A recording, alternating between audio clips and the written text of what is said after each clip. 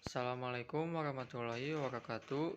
Perkenalkan, nama saya Emre Syafadila dari Fakultas Hukum Universitas Surya Kencana Cianjur, semester 3C. Di sini saya akan mereview jurnal online tentang putusan Mahkamah Konstitusi tentang pemilu serentak dihubungkan dengan pencegahan korupsi politik oleh pengarang Bapak Dr.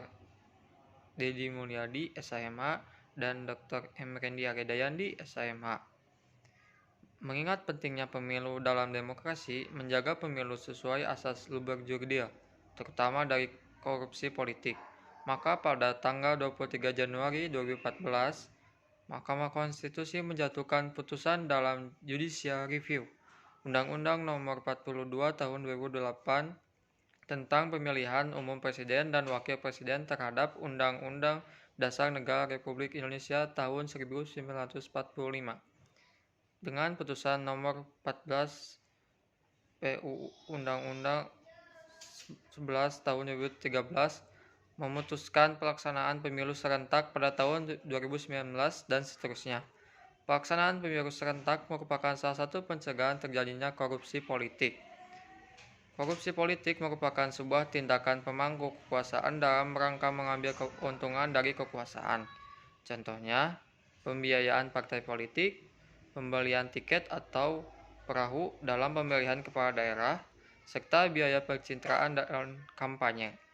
Putusan Mahkamah Konstitusi tentang pelaksanaan pemilihan umum serentak pada tahun 2019 merupakan salah satu pencegahan terjadinya korupsi politik.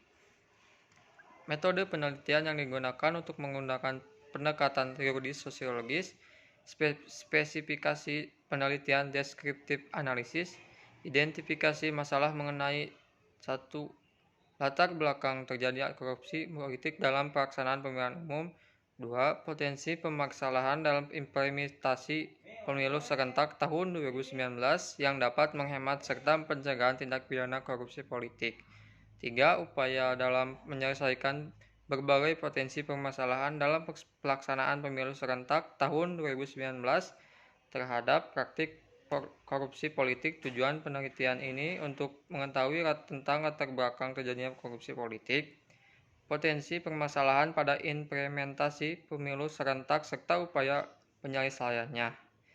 Metode yang digunakan dalam penelitian ini adalah yuridis sosiologis dengan spesifikasi deskriptif analisis. Hasil penelitian bahwa latar belakang terjadinya korupsi politik adalah ambisi dalam meraih kekuasaan dinasti. Sedangkan vonis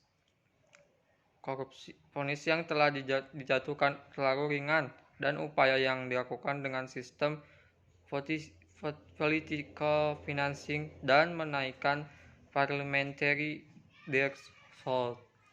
Terima kasih atas perhatiannya. Mohon maaf bila ada kekurangan. Assalamualaikum warahmatullahi wabarakatuh.